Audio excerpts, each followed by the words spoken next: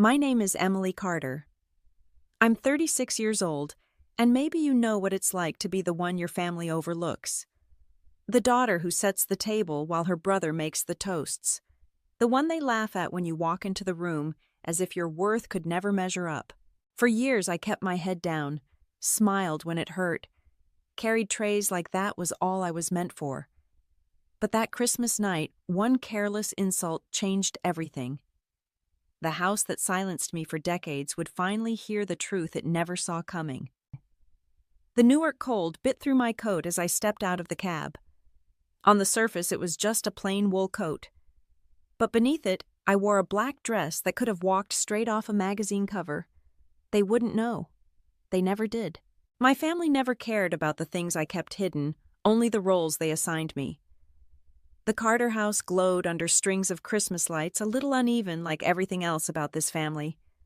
From the porch, I could smell roasted ham buttery rolls and the thick sweetness of pie. Familiar, heavy, the same holiday scents that had clung to my childhood like chains. I hesitated for a breath staring at the wreath, then pushed open the door. Warmth and laughter burst out thick as smoke. "Emily, get some extra plates. Would you?" My mother's voice rang before I even had time to hang my coat. No greeting, no smile. Just an order. Sharp, automatic. I slipped my coat over the banister and stepped inside. The living room was crowded with faces, some family, some not. Reverend Miller perched near the fire, nodding solemnly. The Whitmans' wealthy business contacts of Daniel sat comfortably near the head of the table, their laughter loud. And Linda Brown, the neighbor who never missed a story, stood near the dessert tray, phone in hand, ready to capture tonight's gossip. I barely set down my bag when a heavy tray pressed against my palms. Daniel. He stood immaculate in a navy suit. His hair slicked, his smile wide enough for the Whitmans to see. He looked at me like a teacher looks at a tardy student disappointed, expecting nothing. "Take that to the table," he said, nodding toward the dining room.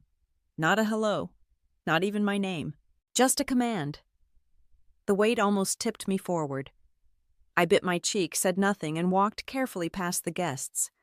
Their eyes slid over me, not as Emily, not as a daughter, but as another pair of hands carrying food. The long dining table glittered under the chandelier, every plate and fork shining. I placed the tray down, steady, silent. The ham glistened. The mashed potatoes steamed, all of it arranged like a photo spread. Then Daniel's voice cut through the chatter. "She's good for cleaning," he announced loud enough for the Whitmans. A pause then with a grin. Nothing else. Forks froze mid-air. A few heads turned toward me, then quickly away as if my humiliation were too awkward to look at. Then the chuckles started, one here, another there, until laughter spread like spilled wine across the table. Heat climbed my face. I stood still, tray empty in my hands, as if his words had turned me into exactly what he claimed the help. Out of the corner of my eye, Linda Brown lowered her phone, a little smile curling her lips. She'd caught it. Not directly, but I knew Linda, she lived for stories like this. By morning, the whole neighborhood would know. I swallowed hard, forcing it down where it couldn't show. My eyes flicked to Reverend Miller. He gave Daniel a polite nod, proud of his wit. The Whitmans clapped him on the back like he'd just told the joke of the evening. I stepped aside, setting the tray carefully on the buffet. But it didn't end there, Mrs. Whitman waved her glass at me without looking up. "More wine, please," her husband added, "and another plate of ham while you're at it." Their voices didn't even aim at me, more like calling a waiter across the room. I poured careful, steady. Neither of them said thank you. When I turned to leave, Daniel's hand clapped my shoulder, heavy, deliberate. "Some people just never reach their potential," he said with a smirk loud enough for the whole table. This time the laughter was louder. Rachel leaned against him, laughing harder than the joke deserved. My mother dabbed at her eyes, glowing with pride. And me, I smiled. Small, practiced. The kind of smile that hid more than it showed. Inside, something shifted. They thought they knew me. Thought I'd bow my head, shuffle back to the kitchen, accept the role they'd written for me. But not anymore. I glanced at Daniel, his grin wide, his glass raised. Let him toast. Let them laugh. They didn't know the truth, because one day soon the picture would change, and when it did, none of them would see it coming. The laughter from the dining room carried through the walls, muffled yet sharp enough to pierce. I stood in the kitchen balancing another tray and felt the same ache I'd carried every Christmas. The script never changed. Daniel sat in the center, the golden sun, while I stayed in the wings ferrying food, polishing silver clearing plates no one else touched. That night was no different. Steam from the dishes fogged my glasses. Heat stung my palms, and the sound of their cheer pressed down on me like a weight. I'd told myself I was used to it. But the truth? Each laugh is still cut. It hadn't started tonight. It started years ago. I was 17 when the first crack formed. That winter I came home with the letter I thought would change everything, a full scholarship to a university in New York. The envelope burned in my hands, heavy with promise. I burst into the living room, cheeks red from the cold, ready to tell them. Ready to see pride. Instead, I walked into a celebration I hadn't been invited to. My father stood tall, glass raised high. To Daniel he announced proudly, his voice booming. Our star athlete, state champion. My mother's laughter rang like bells, her eyes glowing as she looked at him. Daniel grinned, soaking it in like sunlight. I froze in the doorway, the letter trembling between my fingers. I got in, I whispered, but no one turned. My mother brushed past me to refill Daniel's plate. My father clapped him on the shoulder. This is the kind of achievement that matters. The words landed harder than any silence. Later in my room, I folded the scholarship letter neatly and slid it into my desk drawer. Paper that had felt like gold was invisible in that house. That was the first time I learned what my victories were worth. Nothing. It didn't stop there. At 21, I came home from college with straight A's and news that I'd been offered a research assistantship. I barely got the words out before my father turned to the guests and said, "Daniel just made varsity captain." My mother beamed, pressing another gift into his hands. Someone gave me a stack of dish towels. Year after year, the script repeated. Daniel got the applause, the cars, the toasts. I got silence or worse, pity. Sometimes I wondered if I was even their daughter or just the extra set of hands to keep the house running. Now in the present, I carried another tray into the dining room. The Whitmans leaned forward, hanging on Daniel's every word. Reverend Miller chuckled along his approval, thick as honey. My father Thomas sat proudly at the head of the table. My mother Margaret laughed that high, delighted laugh she reserved only for Daniel's triumphs. I set the tray down carefully, sliding each plate into place. Daniel didn't look my way. He never did. But my father did just long enough to gesture toward Daniel. "You know," he said to the guests, his voice carrying, "Daniel has had that drive since high school. We always knew he would be the one to make something of himself." Margaret leaned in, adding sweetly, "It's true. We gave both children the same start, but Daniel knew how to seize the opportunities." The words hung heavy. A compliment dressed like a knife. Daniel succeeded because he deserved it. And me, I had failed. My smile stayed tight, though my hands curled against the tray. The diamonds on my mother's bracelet caught the light as she waved toward Daniel, her face glowing with pride. My father poured more wine, speaking of his son, as though no one else existed at the table. Then came the question. Mr. Whitman's eyes flicked to me, polite but probing. "And what about you, Emily? What do you do now?" The table was still. Forks paused. A spotlight I hadn't asked for burned on me. I swallowed, forcing my voice even. "I keep myself busy." I placed another glass down carefully as though that was all I was built for. The guests chuckled politely, hearing in my restraint the answer they wanted, that I was small, that Daniel's shadow was where I belonged. My father cleared his throat, rushing to fill the silence. "Well, Daniel just closed a major deal last month. Bright future ahead." The conversation swept back to him like water rushing downhill. But across the table, Linda Brown was watching me. Her phone rested in her lap, her sharp eyes following every detail. Linda collected stories the way other women collected jewelry, and she had just found a new one. The smell of roasted ham filled the air as my father raised another toast. To Daniel, he said, voice booming once more. Glasses clinked. Laughter spilled. And again, I was invisible. But I wasn't 17 anymore. I stepped back from the table, leaning against the doorway. My breath came slow and steady, though inside I felt the old ache stirring, mixing with something sharper. Daniel caught my eye from across the room, his smile smug, certain of his place and mine. The same smile he had given me when my scholarship letter went unread. For a moment, the years collapsed. I was back in that living room at 17, holding a folded letter no one cared about. But I wasn't the same girl. I had learned patience. I had learned endurance. And I had learned to wait for the right moment. I picked up the empty tray, my expression calm. My mother's laughter rang again, sharp as crystal. My father boasted about another of Daniel's almost deals. The Whitmans applauded politely. No one noticed when I slipped back into the kitchen. They thought the past had taught me submission, but all it had taught me was how to endure long enough to choose the moment that mattered. I pressed the tray onto the counter, the metal cool against my palms. My eyes flicked to my phone hidden in my pocket. Tonight it held contracts, deals, power my family couldn't imagine. The modern version of that first ignored letter. They had silenced me once. They had ignored the first paper that could have changed my life. This time they wouldn't be able to ignore the next one. The wine glistened red under the Christmas lights, catching on crystal glasses as they were lifted and lowered again.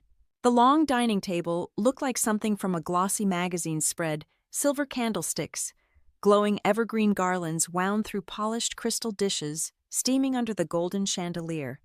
But the warmth was a facade. Underneath it all, the tension clung to me like smoke. I carried another platter to the table, careful not to spill, when Daniel's voice rose above the hum of chatter. He didn't need a microphone. He never did. His tone filled every corner of the room like a preacher who expected silence, and silence was what he got. Carter Builders completed one of the largest housing developments in this city, he declared, puffing his chest out with pride. The newspapers called me a rising star, one of New Jersey's most promising young entrepreneurs. A ripple of approval moved through the guests. Heads nodded. Glasses lifted in salute. The Whitmans leaned forward with interest, eager to bask in reflected success. Reverend Miller clasped his hands as though Daniel's speech were scripture. I set the vegetables down, the steam fogging my glasses for a moment, and tried to steady my breathing. Rachel, wrapped in her red satin dress, leaned into him. "He's always been successful," she said sweetly. Then her smile shifted just enough for the jab to cut. Not like some people who only ever seem to tidy up in the kitchen. Her jeweled bracelet glinted as her hand brushed his sleeve, a gesture as staged as her words. The laughter was soft at first, but it spread. I felt the weight of every glance, some pitying, others quick and dismissive. My jaw tightened, but my face stayed smooth. My father lifted his glass. His cheeks flushed. "That's right. Daniel has always been the pride of this family. Your mother and I knew he'd go far." Margaret added, her voice honeyed and sharp at once. "We gave both children the same start, but Daniel knew how to seize opportunities." Their words dressed up as compliments, but each one sliced at me. To the table, it was admiration. To me, it was a dismissal. Then Daniel's grin widened. He leaned back in his chair, stretching out like a king in his court. "You know," he said, turning his head deliberately toward me while Emily was folding napkins at Christmas dinners, "I was cutting ribbons at new developments." The guests laughed louder, encouraged now that Daniel himself had made me the punchline. Rachel clinked her glass against his. My mother dabbed at the corners of her eyes, overcome with pride. And then, almost casually, Mr. Whitman turned his gaze to me. "And what about you, Emily? What are you doing now?" His voice was polite, but the question was a knife sharp in public. The entire table stilled, waiting for me to answer. I swallowed. My tray still hung heavy in my hands. For a moment I was 17 again, standing in this same house with a scholarship letter clutched in my fingers while no one cared to listen. Back then I had whispered, I got into a room that never turned its head. Tonight felt the same, every eye on me, but not with pride. With judgment. I forced my lips into a practiced smile. "I keep myself busy," I said softly, setting the tray down with care. It wasn't a lie, but it wasn't the truth either. And they laughed again, hearing in my restraint the confirmation they wanted that I was small, that Daniel's comparison was fair. Inside, something coiled tight. None of them saw the truth behind his words. Carter Builders was drowning its debts stacked higher than its projects. The empire he bragged about was already crumbling, held together with empty promises. But they didn't know.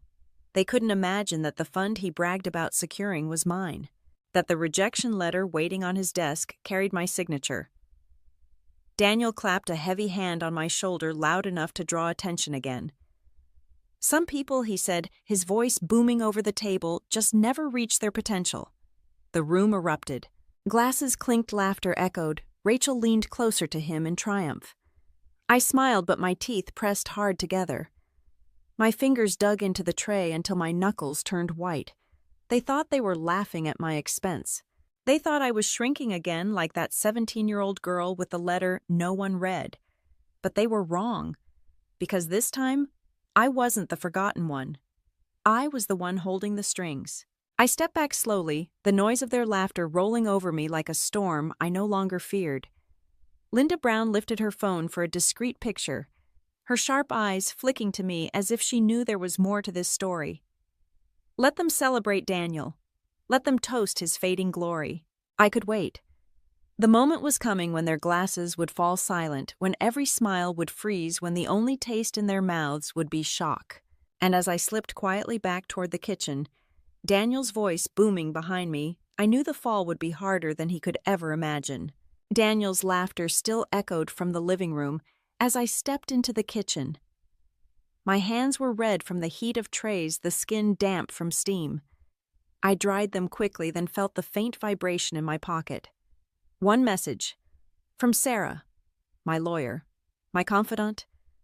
San Francisco deal closed. 120M secured. I stared at the screen, breath caught. For a heartbeat, the noise outside disappeared. No clinking glasses, no chatter, no Daniel's voice. Only those words. 120 million. I slipped the phone away, straightened, and reached for the dessert tray. A mountain of frosted cookies, slices of pie, a gingerbread cake so heavy the platter dipped in the center. My face calm, my steps steady, I carried it back to the dining room.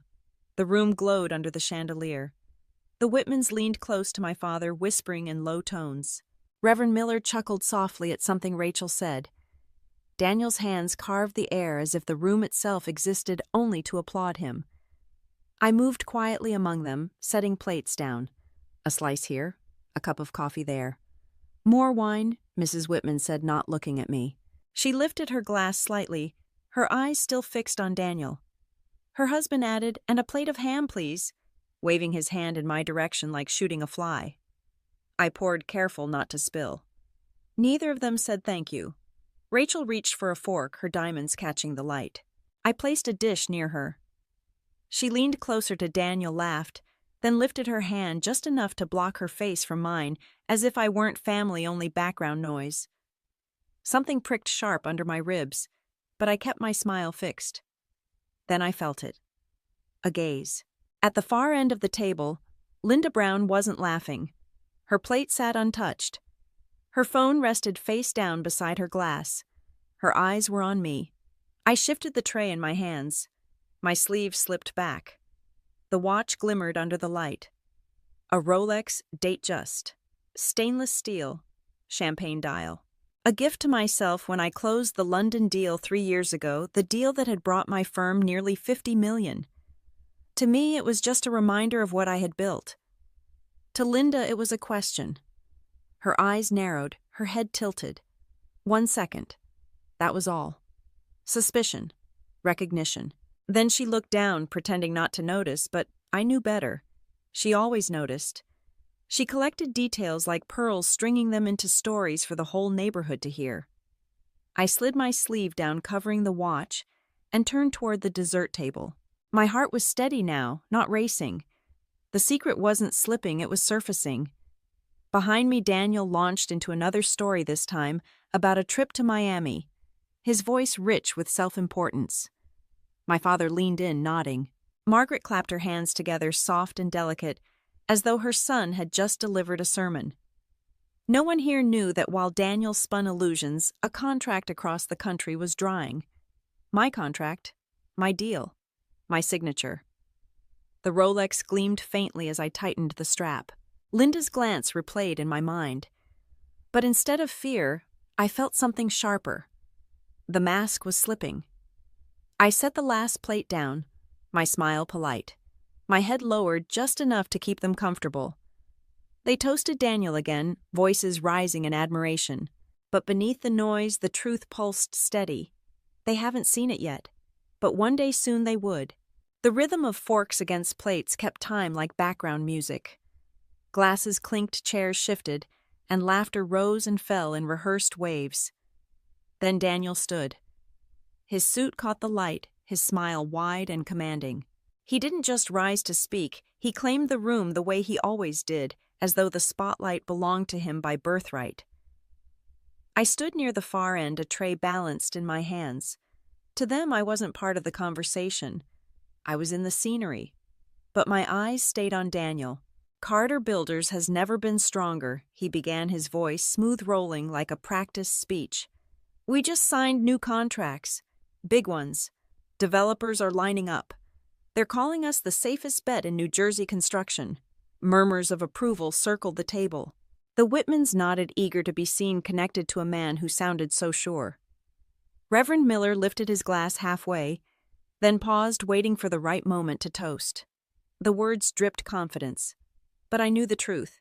Invoices unpaid. Banks circling.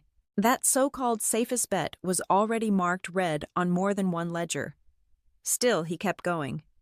And this dinner, this family is the reason I've been able to build what I've built. Support, encouragement, values passed down. He gestured grandly toward our parents. Margaret glowing at his side. Thomas lifting his chin with pride. Then his eyes flicked to me. His hand swept outward casually, dismissive as if brushing dust off a shelf. Of course, every family needs balance, he said lightly. Some of us lead, and some contribute in other ways. My sister Emily helps keep things running tonight. Don't mind her. The line landed sharper than if he'd shouted. Laughter rippled, quick and uneasy. A couple of guests glanced toward me, then back at their plates as though embarrassed to have even looked. My grip tightened on the tray. I stepped forward, setting a glass gently by Mrs. Whitman's elbow. She didn't acknowledge me. Instead, she leaned closer to Daniel, her smile wide, asking, "And how soon will these contracts show results?" Daniel seized it, his voice swelling. Soon. Very soon. Next quarter, you'll see headlines. New jobs. Expansion. We'll be setting the pace for the whole state. I caught the small flicker in Mr. Whitman's eyes, a narrowing, a subtle twitch of skepticism. He sipped his wine slowly, not clapping this time. Rachel, perfect as ever in her red dress, leaned into Daniel's side. That's why I trust him, she said warmly. He always makes good on his word. I almost laughed. His word was air slipping through fingers. But in this room, they ate it like bread. My father raised his glass voice, booming. To Daniel. To the future of Carter Builders. To the legacy of this family. Chairs scraped as guests lifted glasses. The toast rang hollow, but still it filled the room. I moved closer to refill a wine glass. Daniel's gaze snapped to mine. Our eyes locked. His smile faltered just enough for me to see the warning behind it. Don't you dare. Don't ruin this. The tray didn't shake in my hands. I lowered my head as though obedient, as though playing the role he wanted. To anyone else, I looked subdued. A sister who had long accepted her place. But beneath the bow of my head, my thoughts burned steady. He was terrified. Not of me spilling wine, but of me spilling truth. I placed the glass, carefully stepped back, and leaned against the wall near the doorway. From there, I could see everything. Daniel's arms spreading wide, Rachel's fingers brushing his sleeve, our parents beaming, the Whitmans trading quick looks of calculation. Reverend Miller's chuckle rang thin-forced. And Linda Brown, oh, Linda. She sat with her phone in her lap, her eyes darting between me and Daniel. Her lips curled ever so slightly, like she'd already drafted the headline in her mind. Daniel raised his glass, higher voice booming. This is just the beginning. With a family like mine, he glanced toward our parents, deliberately skipping over me. There's no limit to how far we'll go. Applause again. But I heard the difference. Quieter, more restrained. A beat too long before hands met in claps. Daniel didn't notice. He never did. He basked blind, certain the room was his. But from where I stood, I could see the cracks. Mr. Whitman's stiff smile, Linda's knowing eyes, the faintest shift of unease crawling along the table. Every exaggerated word he spoke was another stone stacked on a wall too thin to hold. I folded my arms, waited, watched. This wasn't a triumph. This was scaffolding around a collapsing house, and soon the whole room would see it. The laughter outside kept rising and falling, a steady tide of clinking glasses and polished compliments. In the kitchen, though, the air was heavy. The counters gleamed under the yellow light stacked with dishes and trays, but all I could hear was the hiss of hot water as I rinsed another plate.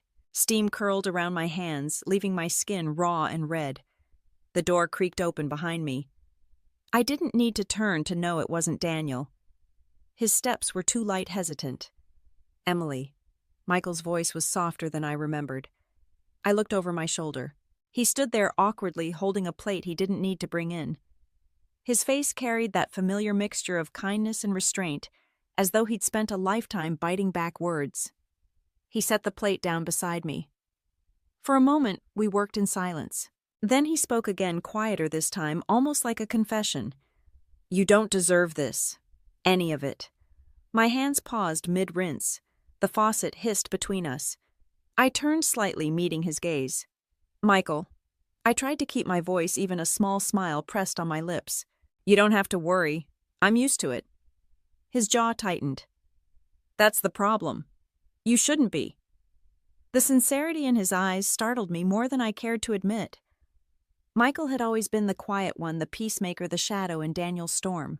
But tonight there was something different in him, a sharpness, a frustration he rarely allowed out. He studied me for a beat, then added, "You're hiding something. I can see it." I dried my hands on a towel, buying myself a second. I wanted to laugh to brush it off, but his stare made that impossible. "Maybe I'm just tired," I said lightly, stacking the plates. He shook his head. "No, it's more than that.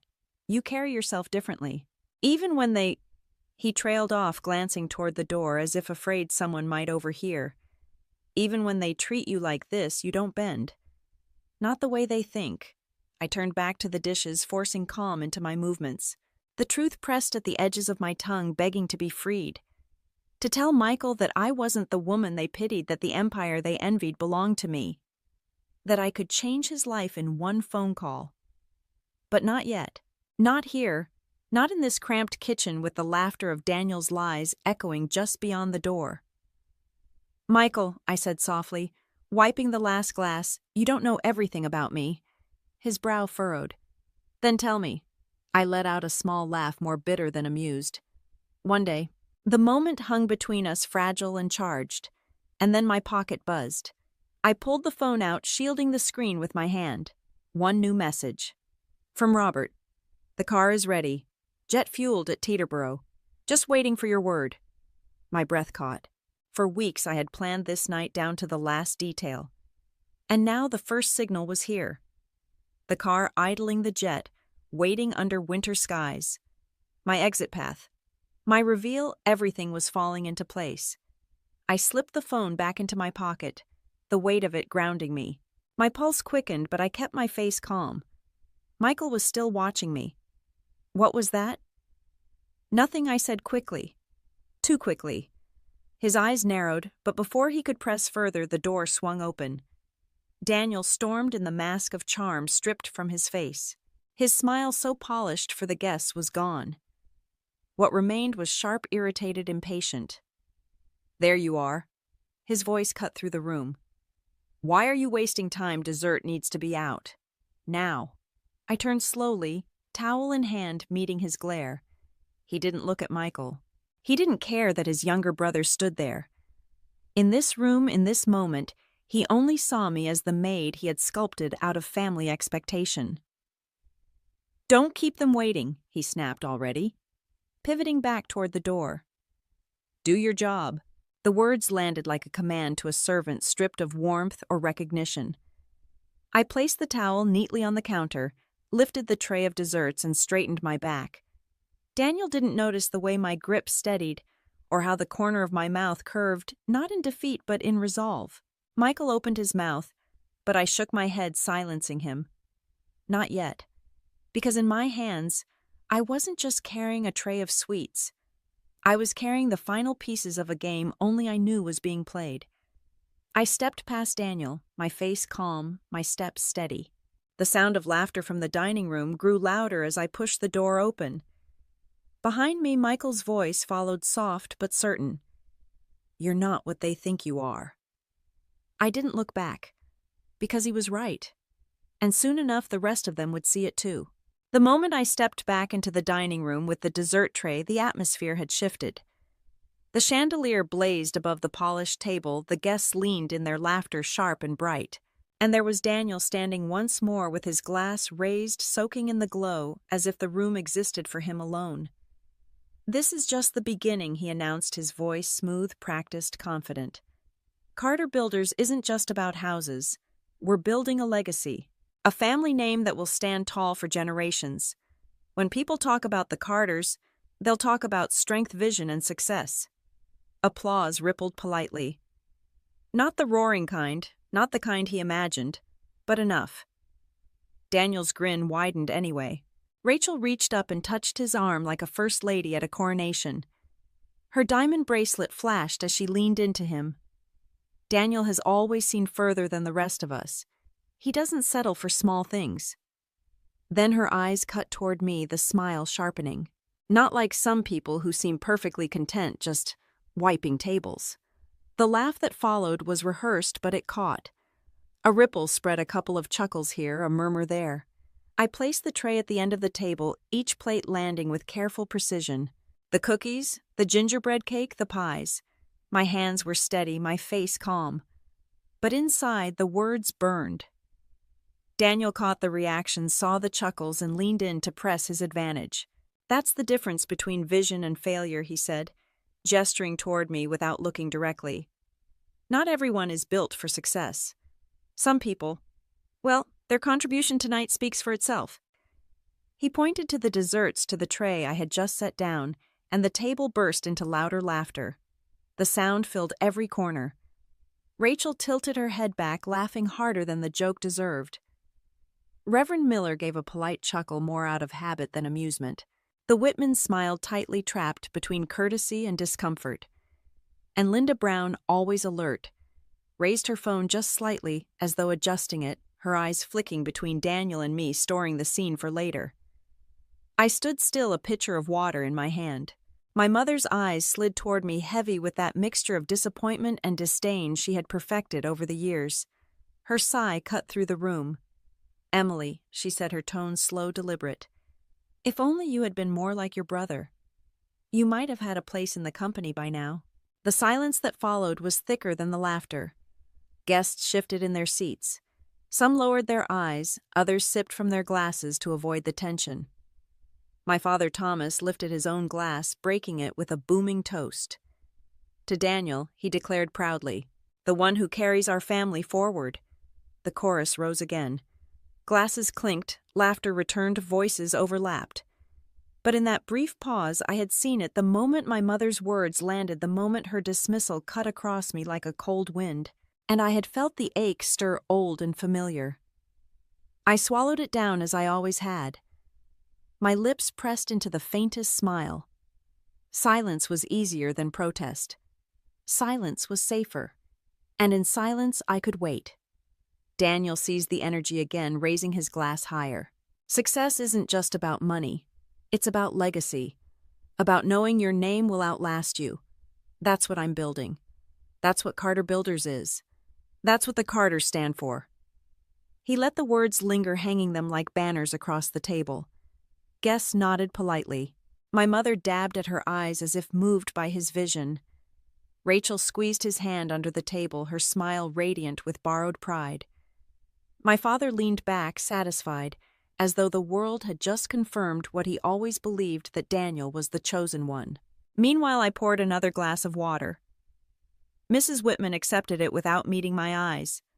Her husband gave me a small nod, quick and apologetic, as though embarrassed by the spectacle but unwilling to challenge it. Reverend Miller cleared his throat but said nothing, and Linda Brown kept watching her phone, now tilted the faint glow of its screen, catching the edge of her glass. Daniel's laughter rolled through the room again. "The future is bright," he declared, "for those who know how to seize it." Rachel raised her glass. "And for those who don't, well, let's just say not everyone is meant to carry the Carter name." More laughter. More clinking. The sound swelled and broke around me like a wave, drowning out the quiet that lived under my skin. My mother's eyes settled on me once more, a mixture of pity and scorn. My father didn't even look my way. I placed the pitcher back on the sideboard, letting the weight of it go. My hands folded neatly in front of me. I kept my face composed, but my gaze fixed on Daniel. He thought he was standing at the peak of the mountain, admired, envied, untouchable. He thought tonight was proof of his legacy. But I knew better. I could see the cracks in the facade, the brittleness in the applause, the unease hiding behind polite smiles. And I knew what they didn't, that the empire he bragged about was already crumbling, that the legacy he claimed was built on sand. I stood there still as a shadow, letting their laughter wash over me. They thought they were laughing at my expense. They thought silence meant defeat. But silence was my weapon.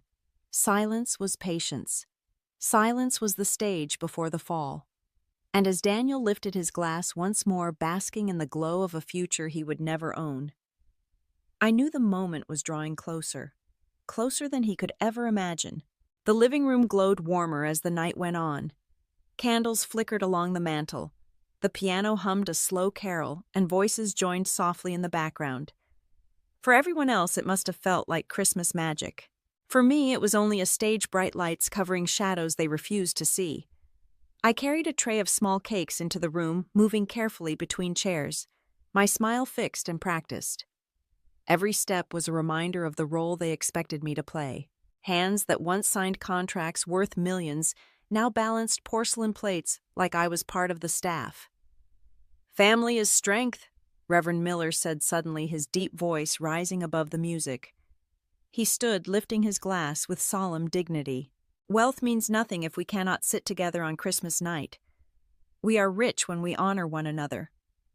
Polite applause followed. Heads nodded. To them his words were uplifting. To me they cut like glass. I almost laughed at the irony. If only he knew what honoring one another really looked like in this house. Before the echo of his toast faded, Daniel rose from his chair, swagger in every movement. His smile stretched wide as he reached for the tray in my hands. He yanked it without warning, forcing me to steady myself. "See," he called out loud enough for the neighbors 2 blocks away to hear. "She's perfect at this. Serving food, cleaning dishes. That's her contribution to the family." The room froze, then broke into uneasy chuckles. A few people looked down into their glasses, embarrassed, but no one spoke up. The laughter was easier, safer. Heat burned at the back of my neck. My jaw clenched, but my lips stayed curled in the faintest smile.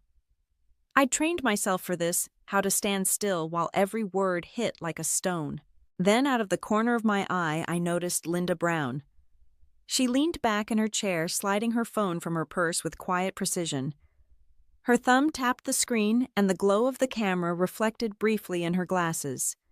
She wasn't laughing. She was recording. For a second, I couldn't breathe.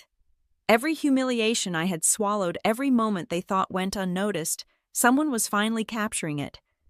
I placed the tray gently on the table, each movement deliberate, as if I hadn't seen Linda's lens fixed on me. My smile didn't falter.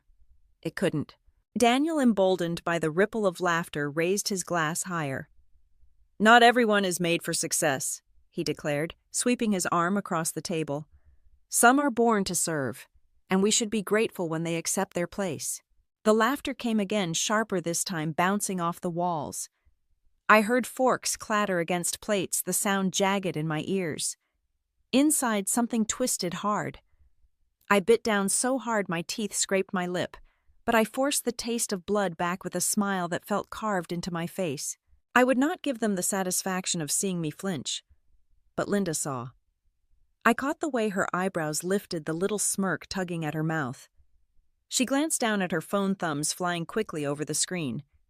In that instant, I knew she had sent the video. Not just recorded it. Send it. The whispers began almost immediately.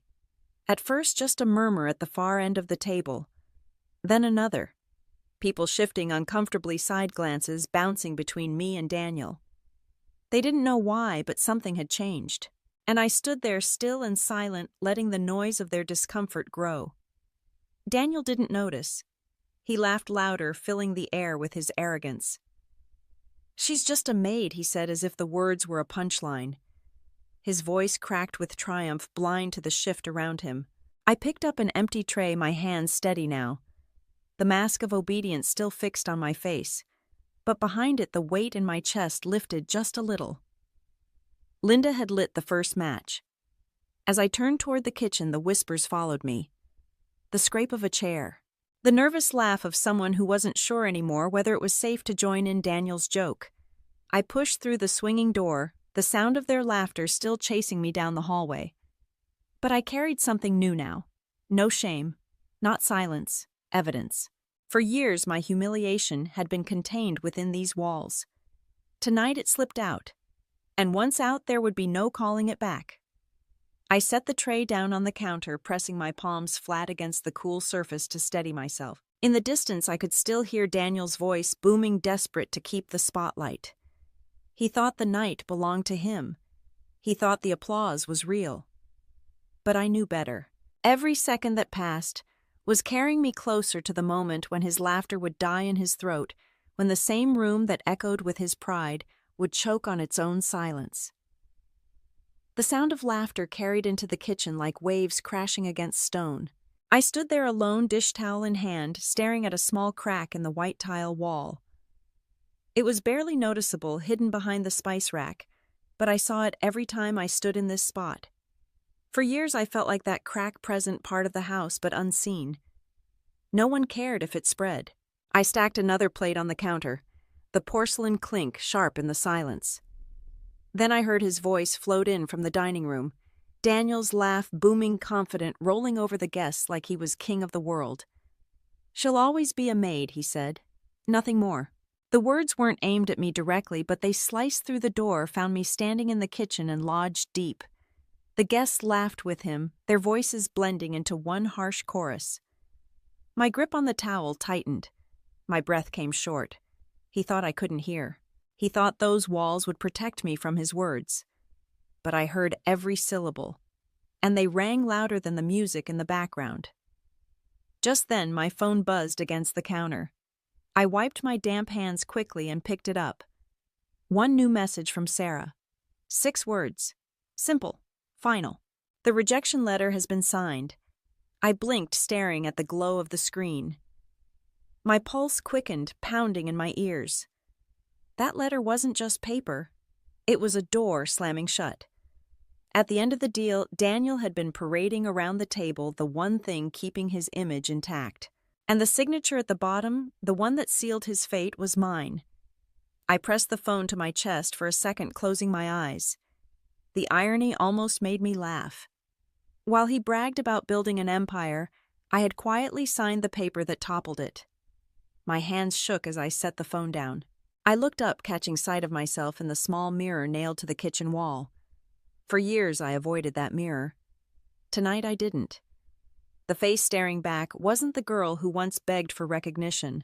My hair was pulled back loosely, wisps falling out after hours of serving. My cheeks flushed from heat and work. My eyes were steady. Sharper. Older, yes, but lined with something stronger. "Enough," I whispered to the reflection. The word barely left my lips, but it reverberated inside me. I straightened shoulders, squaring breath coming deeper. My chest no longer felt heavy with humiliation. It felt filled with certainty. On the counter, an empty serving tray gleamed under the kitchen light. I grabbed it, held it tight, and then slammed it down. The metallic clang rang loud against the wood, echoing through the narrow space.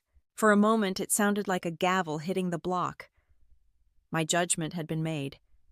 The noise startled even me, but it steadied my resolve. No more hiding. No more silence. Through the doorway I could still hear Daniel. His voice rose higher, animated, full of self-importance. He was weaving fantasies for the guests, spinning stories about growth and expansion, promising futures that didn't exist. And they listened, even as doubt crept into their laughter. I pulled the towel from my hands and laid it neatly on the counter. My palms were raw from the hot water, but they felt powerful now, not weak. This house had been my cage for so long. Tonight it will become my stage. I turned back to the mirror one last time. The woman staring back wasn't invisible anymore. She was the one holding the truth, the one who had already decided how the story would end. I whispered again, firmer this time. Enough. I lifted the tray, balanced it effortlessly, and took a step toward the swinging door that led back into the dining room. My pulse pounded, but it wasn't fear, it was anticipation. The laughter outside reached another peak, the perfect backdrop for what was about to happen. Daniel thought he had silenced me with years of commands, taunts, and lies. He thought I'd remain in the kitchen forever. He was wrong. I pushed the door with my shoulder. The sound of my footsteps echoed on the hardwood floor as I stepped back toward the light of the dining room. This time I wasn't walking in to serve. I was walking in to end the performance. I stepped out of the kitchen with no tray in my hands, no polite bow of the head, no shadow of submission left on my face. For the first time that evening, I wasn't carrying their weight. I wasn't holding their laughter on my shoulders. I was just standing there in the open, letting every eye fall on me. Daniel was the first to notice. His brow arched, his lips curling into the smirk I had seen all my life. It wasn't just amusement. It was ownership. The kind of smile that told me he thought he knew how this story would end. Me embarrassed him triumphant. I took a slow breath, my voice steady as I spoke. "Excuse me," I said loud enough for every guest to hear. "I'll have to leave early tonight. I have an important appointment." For a second, silence held. Then the wave of laughter broke. Rachel leaned back in her chair, her jeweled bracelet glinting under the chandelier. "A meeting at Christmas dinner." Her voice was sharp, dripping with mockery. "How very professional of you, Emily." Daniel didn't miss a beat. He leaned forward, resting one hand on the table, raising his glass with the other. "A meeting," his laughter roared, carrying over the table. "At this hour. What is it, Emily? The night shift at a diner? Or maybe scrubbing floors for tips?" The guests joined in chuckles first, then louder bursts. A few tried to cover their mouths, feigning politeness, but it was too late. The sound spread like fire. Laughter. At me. Always at me. I stood still, letting it crash around me. Every year I had endured this different form, same result. Tonight, though, my smile didn't falter. I let the corners of my mouth lift slow and deliberate. A smile he couldn't read. Daniel tilted his head, clearly confused by my composure. He lifted his glass higher. "See?" he said, voice booming again. "She'll always be the maid." Nothing more. The laughter swelled. Chairs scraped. Glasses clinked. For a moment it felt like the entire house pulsed with mockery. And then the doorbell rang.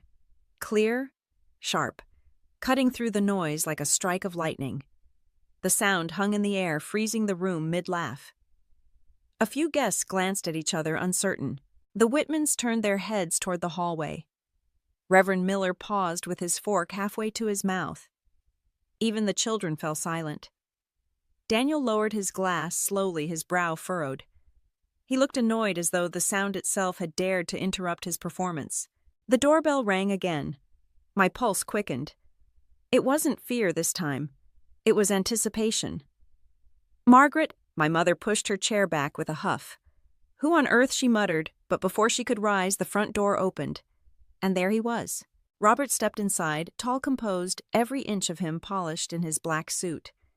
His shoes gleamed against the hardwood floor, his tie perfectly knotted. He looked like he had stepped out of a boardroom, not into a suburban living room. His eyes scanned the room once and then settled on me. Madame, he said, his voice clear, steady, unshaken by the sea of stunned faces. Your private jet is ready. The words landed with the weight of a stone dropped in still water. The ripple was immediate. Forks clattered against plates. Rachel's hand froze mid-air. Her bracelet catching the light, but her face drained of it. Reverend Miller blinked hard as if the sound betrayed his ears. The Whitmans exchanged quick, startled glances, their polite smiles breaking. The air shifted. Every guest who had laughed a moment before sat in silence. Now their eyes wide, their expressions stiff. The room, once roaring with noise, became a vacuum of disbelief. And Daniel's smirk faltered. His lips parted, but no sound came out. For the first time, his eyes flicked with uncertainty. The swagger that had carried him all evening drained from his posture. He gripped the back of his chair a little too tight. I met his gaze and held it. Calm, steady. No words, no need for them yet. Just silence. My silence. The kind he had never known how to face. Robert stood there waiting, the perfect picture of professionalism. His presence alone split the evening in two, the world before the door opened and the world after. I felt the shift ripple through the room, through the air, through Daniel's composure. The laughter was gone. The echo of his mockery was gone. All that remained was the sound of his breathing, sharp and shallow, and the fear flickering in his eyes. For the first time in my life, I wasn't the one shrinking under the weight of humiliation. He was. I turned slightly, letting my gaze rest on Daniel a moment longer. His smirk was gone now, replaced by a hollow stare. The mask had cracked, and in that hollow stare I saw it, something I had never seen before. Fear. The room had gone silent after Robert's words. Christmas music still played faintly from the speakers, but no one was humming anymore. The air had shifted thick electric, holding everyone in its grip. For the first time in years, I stood tall in that house, not bent under trays or weighed down by forced smiles. Robert moved forward with his usual precision, carrying a folder pressed neatly under his arm. Without a word, he placed it in my hands. The smooth leather felt cool against my skin. I opened it, scanning the top page, though I already knew what it said. My eyes lifted and my voice carried across the room, steady and unshaken. This is a copy of the rejection letter Carter Builders received this afternoon. Gasps broke the silence. Mr. Whitman, who had been nodding politely all night, dropped his glass, the sharp crack of crystal shattering on the floor. My father's brow furrowed, his lips pressed tight, as though holding back disbelief. Daniel shot up from his chair, his face flushing crimson lies. He shouted, his voice trembling more than he wanted it to. Emily, what game are you playing? You think you can meddle in my business? Do you think anyone here will believe you? I held his gaze calm against his fury. The fund that turned you down was Carter Capital, and I am its CEO. The words struck the room like thunder. My mother gasped, her hand flying to the edge of the table as though steadying herself. The chair beneath her creaked under her sudden weight. Reverend Miller, who only minutes before had spoken of family unity, whispered a hurried prayer under his breath. Rachel stumbled back a step, her hand frozen on her necklace, her eyes wide as if I had spoken in another language. Daniel's voice cracked louder now, desperate. No, that's impossible. You can't even manage your own life. You've been a burden since forever. You couldn't possibly run anything, let alone a company. His words rattled, falling apart even as he spoke them. I took a step forward, closing the distance between us. My heels clicked softly against the hardwood, each sound deliberate. My eyes locked on his. No one thought I could. Not you. Not father. Not mother. But while you thought I was folding napkins and wiping dishes, I was building Carter Capital into one of the strongest funds on the East Coast. Every deal you envied, every investor you chased, they came through me. And this week, it was my signature that sealed the rejection of your loan. The silence was heavier than before. Even the fire in the hearth seemed to crackle more softly, as if listening. Daniel staggered back, his bravado crumbling. He looked around the table, searching desperately for someone, anyone to back him. But there was nothing. No nods of support, No words of comfort, only wide eyes and shifting glances. My father's jaw worked, but no words came. My mother's breath hitched her chest, rising and falling too quickly, and Rachel, her hand still gripping her necklace, looked at Daniel as though she had just seen him for the first time. Daniel slammed his palm on the table. "You're lying, she's lying." But his voice lacked conviction. It trembled, frayed at the edges. Robert, calm and collected, stepped forward and laid another sheet on the table.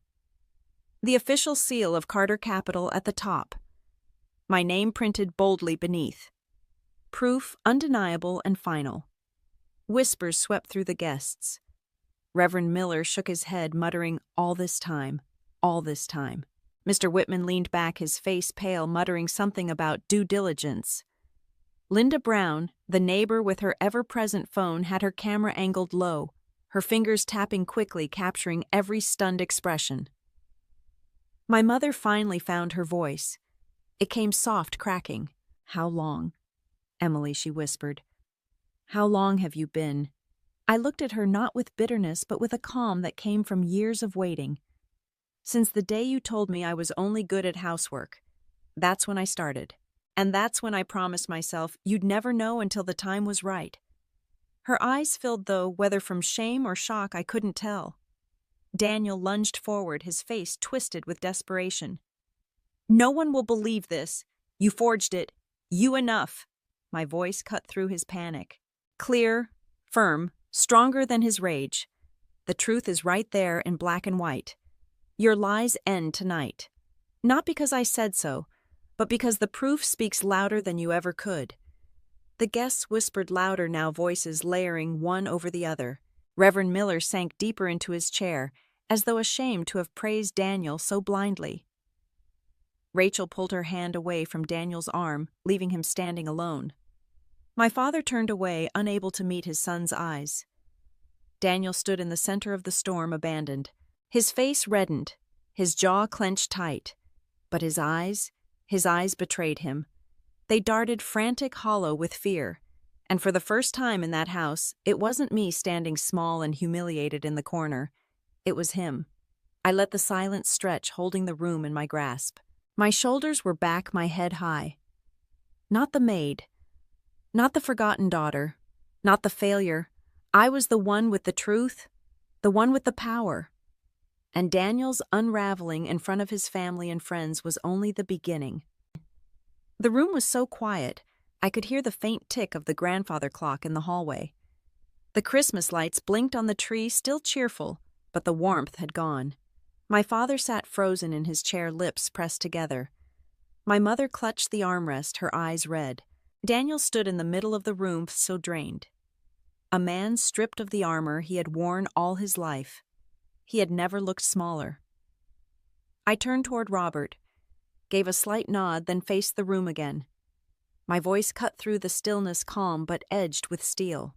Family isn't supposed to be a place where one is belittled. If you could never see my worth, then I no longer need your approval. Rachel rose quickly, her bracelet jingling against the glass she held. Her voice shook, almost pleading. "Emily, we're still family. Don't do this. We can fix it." I looked at her, letting silence stretch a moment before speaking. A family doesn't turn a daughter into a maid. The family doesn't laugh when one of their own is humiliated. And family doesn't pretend love when all they offer is contempt. She lowered her gaze, her lips pressed shut. Around her, the guests shifted uneasily, eyes darting between me and Daniel, as though waiting for someone to step in to soften the blow. Daniel finally found his voice. It cracked as he tried to shout, "You can't just walk away like this. You owe this family everything." A laugh slipped from me, sharp but brief. "If there's any debt, it's the countless dinners paid for by my money, the mortgages I covered, quietly the bills you never asked how they got settled. Don't worry, I'll have the invoices sent directly to your office." The words landed heavy and sharp. Daniel flinched as if struck, his bravado collapsing in front of everyone who had once admired him. Robert stepped forward, pulling the door wide open.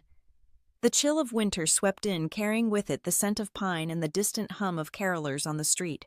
I paused, looking back, not at Daniel, not at my parents, but toward the kitchen. There the catering staff worked quietly, heads down gathering plates and glasses. They had done their jobs without complaint the way I once had. I leaned slightly toward Robert and spoke softly enough for only him to hear. Make sure they all receive a generous bonus. Real work deserves real recognition. He inclined his head. Of course, madam. I turned back to the room. My eyes traveled slowly, meeting each face. The ones who had laughed, the ones who had looked away, the ones who had pitied me. Now not one could hold my gaze. Their expressions had shifted to something else entirely: regret, shame, unease. Even Reverend Miller, who only an hour earlier had lectured on unity, sat with his hands clasped tightly, unable to say a word. I walked forward, the click of my heels punctuating the silence. Each step seemed to close a door, shutting away the years I had spent bending under their weight. When I reached the threshold, I stopped. The air outside was sharp and cold, but it carried freedom with it. I glanced once more over my shoulder. Remember this, I said, my voice low but steady.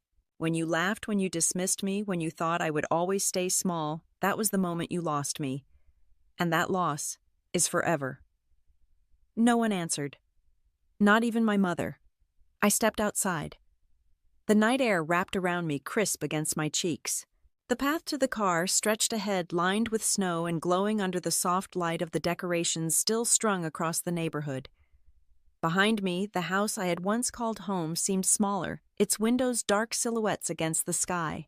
Linda Brown stood near the porch, her phone glowing in her hand. I caught the faint flash of a video clip as she typed quickly. Her face turned toward me, eyes wide. She knew the story was already spreading. The clip she had posted earlier was moving faster than wildfire. By morning, every neighbor, every friend, every business partner would know exactly what had unfolded inside that house tonight. I didn't flinch. Let it spread. Truth had waited long enough. Robert held the SUV door open. I slid into the leather seat, the warmth of the car wrapping around me instantly. He closed the door gently, then got behind the wheel. Madam, he said simply the word, carrying a weight it had never needed to before. As we pulled away, I looked out the window. The Christmas lights, blurred into streaks of red and gold. Families still gathered in their living rooms, singing, eating, laughing. And there behind me, my family sat in silence, their illusions torn apart. Minutes later, the SUV turned toward Teterboro Airport. The runway lights glimmered in the distance, guiding us forward. My jet waited sleek and ready, its engines humming softly like a promise of freedom. I stepped out, the cold wind rushing past. Robert walked a step behind, but the night belonged to me. I climbed the stairs, pausing at the top to glance back once more. Newark's glow stretched faint on the horizon, the lights of my family's house lost somewhere in the sprawl. I spoke softly, almost to myself, but I knew Robert heard. Sometimes the sweetest revenge isn't shouting for the world to hear. It's leaving in silence and letting them see for themselves just how wrong they were. With that, I entered the jet.